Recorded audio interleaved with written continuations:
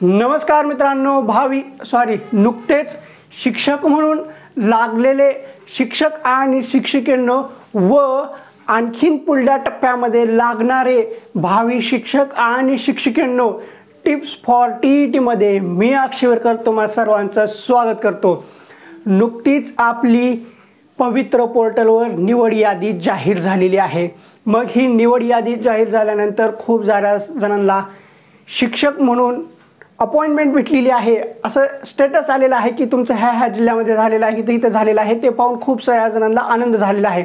आणि ह्याच्यामध्ये सध्या किती जागा भरल्या गेल्या तर 11,085 इतक्या जणांना हे विदाउट इंटरव्ह्यूमध्ये जॉब लागलेला आहे। एवढ्या सर्वांचं खूप खूप अभिनंदन।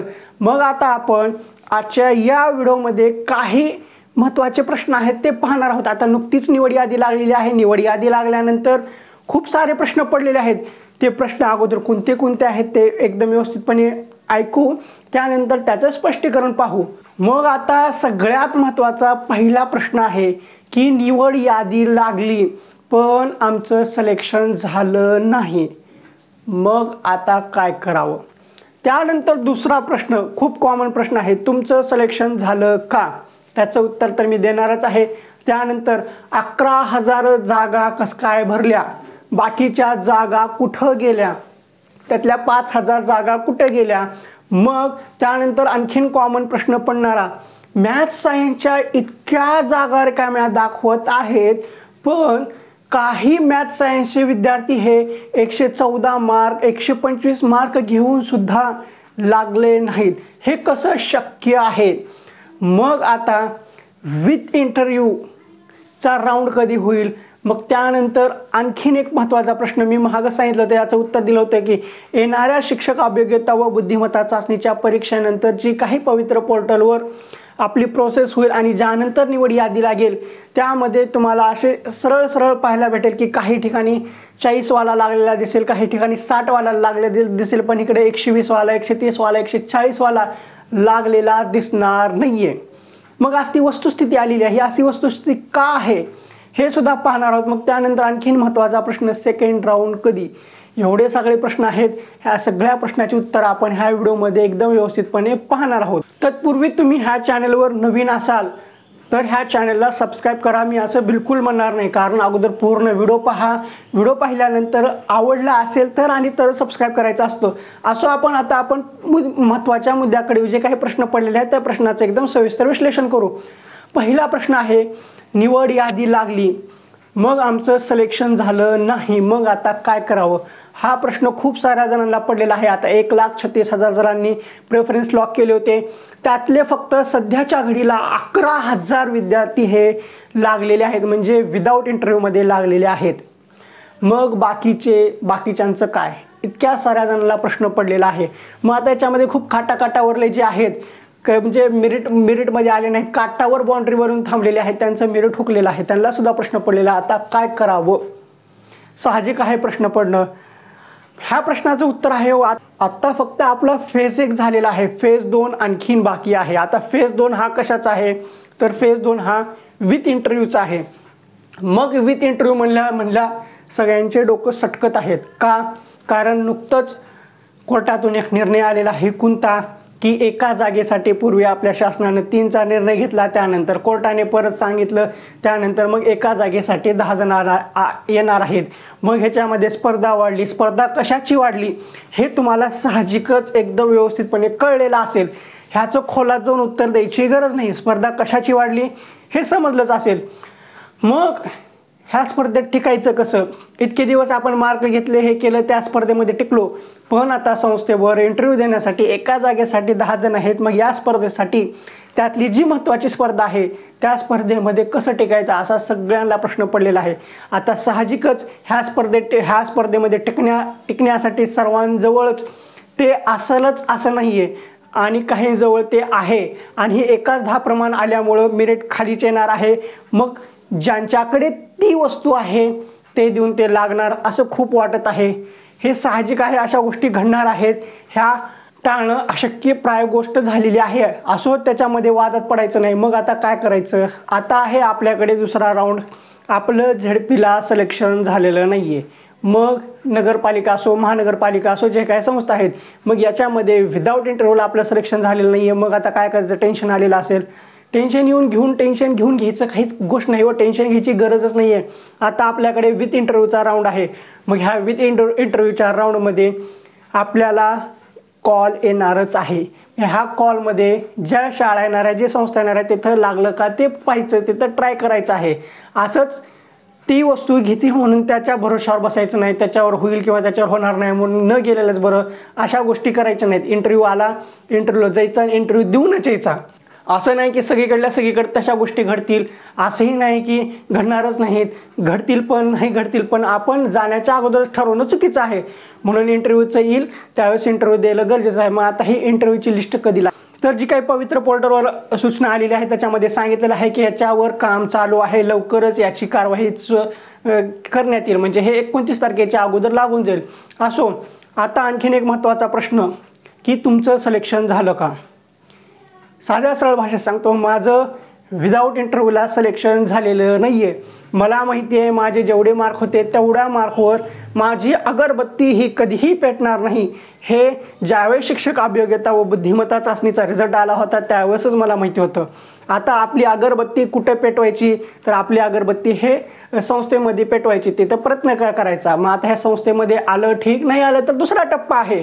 पण विदाऊट इंटरव्ह्यूमध्ये माझं सिलेक्शन झालेलं नाही आहे. खूप जणांचे कॉल येत होते, मेसेज येत होते, सांगा झाले का नाही. मी सांगितलं होतं तरीसुद्धा परत एकदा सर्वांना सांगतोय की विदाऊट इंटरव्ह्यूमध्ये माझं सिलेक्शन झालेलं नाही आहे. मग आता असा प्रश्न पडणं साहजिकच आहे की ज्या व्यक्तीचं सिलेक्शन झालं नाही ती व्यक्ती काय सांगणार आपल्याला. असो, असा प्रश्न वाटत असेल तर त्यावरून जज करणं चुकीचं आहे, कारण पुस्तकाचं कव्हर पाहून मधलं पुस्तक कसं आहे हे आपल्याला सांगता येत नाहीये, तशा गोष्टी असतात. असो, मग आता आणखीन सगळ्यात महत्त्वाचा प्रश्न, 11,000 जागा कस काय? आपल्या शिक्षक भरतीमध्ये 21,000 जागांची भरती होणार होती, मग त्यात विदाऊट इंटरव्ह्यूच्या 16,799 जागांची भरती होणार होती. मग ह्या 16,799 जागेपैकी फक्त 11,085 जागाच कस काय भरल्या गेल्या? मग ज्या काही शिल्लक जागा होत्या 5,000च्या घरात त्या गेल्या कुठं? असा खूप साऱ्या जणांचा प्रश्न पडलेला आहे.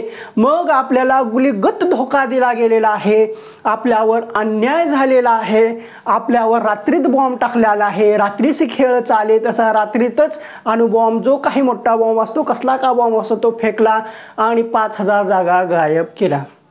असा साहजिक प्रश्न पडलेला आहे. तर त्या गोष्टी खऱ्या नाही आहेत, त्यामागचे काही कारणं आहेत, ते समजून घ्यायला पाहिजे. ते सहसा कोणी समजून घेत नाही. आपल्याला फक्त आकडा दिसतोय, विदाऊट इंटरव्ह्यूच्या 16,799 जागा होत्या, पण भरल्या गेल्या किती? 11,085. मग बाकी जागा गेल्या कुठं? तर त्याची वस्तुस्थिती अशी आहे, ज्या काही माजी सैनिकांचं आरक्षण आहे 15%, म्हणजे त्यांच्या जागा होतात 2,357. मग अंशकालीनच्या आहेत 10%, त्या आहेत 1,536. मग खेळाडूंचं आरक्षण आहे त्या आहेत 568. अशा मिळून जागा शिल्लक राहिलेल्या आहेत. मग आता ह्याच्यामध्ये आणखीन क्लिष्ट गोष्ट आहे की 1ली ते 5वीच्या इंग्रजी माध्यमाच्या, मग पुन्हा मराठी माध्यम आहे, मग उर्दू माध्यम आहे, ह्या सगळ्या मिळून शिल्लक आहेत. आणि त्यातल्या त्यात 6वी ते 8वी सायन्स आणि मॅथच्या 2,358 का 38 अशा जागा रिक्त राहिलेल्या आहेत. मग आता सगळ्यात महत्त्वाचा प्रश्न पडला असेल की मग आम्ही सांगितलं होतं की मॅथ सायन्सच्या जागा रिकाम्या राहिल्यात, पण मॅथ सायन्सच्या 2,358 का 38 अशा काहीतरी जागा शिल्लक राहून सुद्धा की मॅथ सायन्सचा 114 मार्कवाला 125 मार्कवाला का लागलेला नाही आहे, हे प्रश्न पडलेले असतील. तर ह्याचं साधं सरळ उत्तर आहे, ज्या काही माजी सैनिक आहेत, अंशकालीन आहेत, खेळाडू आहेत, मग हे जे काही वेगवेगळे आरक्षणवाले आहेत, ह्या आरक्षणामध्येच ह्या वेगवेगळ्या जागा डिवाईड झालेल्या होत्या. मग ह्याच्यामध्ये मॅथ सायन्सच्या सुद्धा जागा होत्या, ते विद्यार्थी भेटले नाहीत म्हणून अशा जागा शिल्लक राहिलेल्या आहेत. आणि जे 114 125 मार्क असून सुद्धा मॅथ सायन्सवर लागलेले नाहीत, तर हे का लागले नाहीत? तर हे त्या वर्गावर, त्या प्रवर्गावर, पुरुष असो महिला असो, त्या जागेचा कट ऑफ हाय गेलेला होता आणि त्या जागा लिमिटेड स्वरूपात आलेल्या होत्या, त्या प्रवर्गासाठी कमी जागा होत्या म्हणून त्यांच्यापर्यंत मेरिट येऊ शकलं नाही। मग मॅथ्स सायन्सवाले 114 125 मार्क असून सुद्धा लागले नाहीत आणि एकीकडे आपल्याला दिसतं की मॅथ्स सायन्सच्या जागा रिक्त आहेत। हा विरोधाभास जाणवतो, पण ह्याची वस्तुस्थिती थोडीशी वेगळी आहे, ती आपण समजून घेतली पाहिजे। आता हे जे काही जागेचं समीकरण आहे, हे जागेचं समीकरण मी एका वेगळ्या व्हिडिओमध्ये एकदम व्यवस्थितपणे समजून सांगतो। असं एकदम समजून येण्यासारखं नाही, आपल्याला सरळ सरळ आकडे दिसायला लागलेत, आकडे बोलतायत, पण त्या आकड्यामधली वस्तुस्थिती थोडीशी वेगळी आहे। असो, मग आता प्रश्न पडला होता 5000 जागा कुठे गेल्या, ते मी एकदम व्यवस्थितपणे सांगितलेलं आहे। मग आता विथ इंटरव्ह्यूचा राऊंड कधी असेल, म्हणजे विदाऊट इंटरव्ह्यूची लिस्ट तर झालेली आहे, मग आता विथ इंटरव्ह्यूच्या ज्या काही जागा आहेत, ज्या काही जागा आलेल्या आहेत त्याची भरती कधी होणार। 1:10 आहे प्रमाण, 1:3 होतो, 1:10 आहे, तर मग आता ती कधी होणार, तर आता ते लवकरच होणार आहे, 2-3 दिवसामध्ये ती लागून जाईल। मग आता आणखीन प्रश्न पडलेला आहे सेकंड राऊंड कधी, मग आता हे जे काही जागा शिल्लक राहिलेल्या आहेत 5000, ह्या कन्वर्ट होऊन कधी येणार, ह्याचं उत्तर सध्या तरी नाही आहे। आत्ता सध्या काय आहे, फेज 1 झालेला आहे, विदाऊट इंटरव्ह्यूची लिस्ट लागलेली आहे, त्यांचं जॉईनिंग होणार, ते सगळी प्रोसेस पार पडणार, तोपर्यंतच विथ इंटरव्ह्यूचं आपल्याला विथ इंटरव्ह्यूची लिस्ट लागेल, त्याच्यावर आपल्याला शाळेचं हे येईल, शाळा कुठली शाळा आहे, कुठली संस्था आहे, त्याच्यावर आपल्याला इंटरव्ह्यू द्यायचा, मुलाखत द्यायचे, ते झाल्यानंतर मग त्याची लिस्ट लागेल की त्याच्यामधून कोण सिलेक्शन झालेलं आहे। ह्या सगळ्या गोष्टी झाल्यानंतर मग ह्याच्यामधल्या काही जागा ज्या शिल्लक राहिलेल्या आहेत त्याचा राऊंड लागेल, मग अशा गोष्टी घडतील। ह्या सगळ्या अशा गोष्टी आहेत। आणखीन एक महत्त्वाचा प्रश्न आहे की 40 मार्कवाला लागला, 20 मार्कवाला लागला, 60 मार्कवाला लागला, पण 125 मार्कवाला, 130 मार्कवाला, 115 मार्कवाला लागला नाही।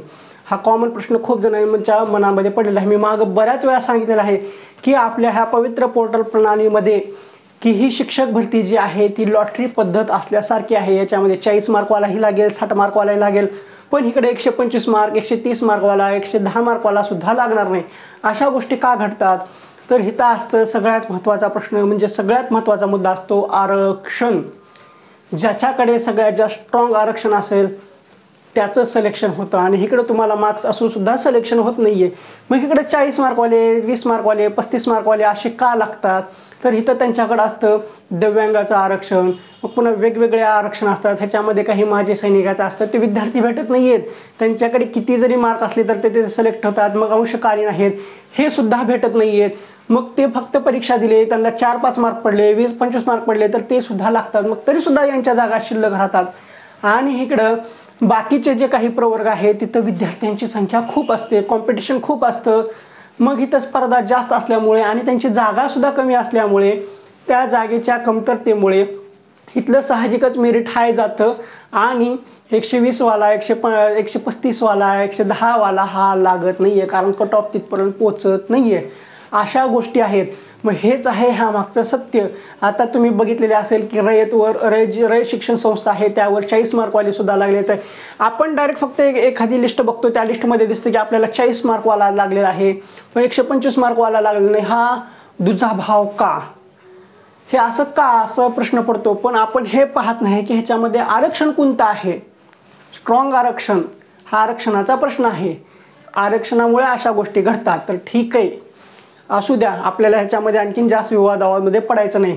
जे प्रश्न होता 40 मार्कवाला लागला पण 125 वाला, 130 वाला लागला नाही, हे त्याचं मागचं उत्तर आहे। तर असो, निवड यादी लागल्यानंतर माझं सिलेक्शन झालं नाही हे जे काही प्रश्न पडलं होतं त्याचं आपण उत्तर पाहिलेलं आहे। मग 5000 जागा कुठे गेल्या त्या सगळ्या आपण व्यवस्थितपणे पाहिलेलं आहे। पुढला राऊंड कधी आहे, असे जे काही प्रश्न साधे साधे पडले होते सगळे आपण ह्या व्यवस्थित व्हिडिओमध्ये पाहिलेलं आहे। आणि त्यातल्या त्यात आणखीन महत्त्वाचा प्रश्न होता की तुमचं सिलेक्शन झालं का, त्या प्रश्नाचं सुद्धा उत्तर पाहिलेलं आहे। असो, तर ठीक आहे, आजच्या या व्हिडिओमध्ये एवढंच। ठीक आहे, तुम्हाला हा व्हिडिओ कसा वाटला तो कमेंट बॉक्समध्ये सांगा। व्हिडिओ आवडला असेल तर व्हिडिओला लाईक करा, कमेंट करायला विसरू नका। व्हिडिओ पाहून तुमचा काही फायदा झाला आहे तर आणि तरच आपल्या चॅनलला सबस्क्राईब करायचं। लाल रंगामध्ये सबस्क्राईब बटन आहे ते दाबा, त्यानंतरची घंटी आहे ती सुद्धा दाबा व ऑल नोटिफिकेशन बेल सिलेक्ट करा, म्हणजे जेणेकरून सर्व व्हिडिओचे नोटिफिकेशन तुमच्यापर्यंत येतील। आणि परत एकदा ज्यांचं सिलेक्शन झाले त्यांचं खूप खूप अभिनंदन। तुमचं येणारं आयुष्य सुखाचं, समृद्धीचं, आनंदाचं, भरभराटीचं आणि विद्यार्थ्यांचं आयुष्य नव्यानं घडवण्याचं जावो। आणि तुम्ही ज्या ज्या जिल्ह्यामध्ये ज्या ह्याच्यामध्ये लागणार आहात तिथं तुम्ही एकदम वेल सेटल्ड व्हावं आणि त्या वातावरणामध्ये तुम्ही मिसळून जावं ही आपण ईश्वरचरणी प्रार्थना करू आणि आजचा हा व्हिडिओ संपू. परत एकदा ज्यांचं सिलेक्शन झालेलं आहे त्यांना परत एकदा अभिनंदन अभिनंदन अभिनंदन. आणि आता ज्यांचं सिलेक्शन झालेलं नाही आहे त्यांनी विथ इंटरव्ह्यू हा आपला ध्येय ठेवा, हा आपला ध्यास ठेवा आणि त्याच्याकडे लक्ष फोकस करा. तर ठीक आहे, पुन्हा भेटू पुढल्या एका व्हिडिओमध्ये.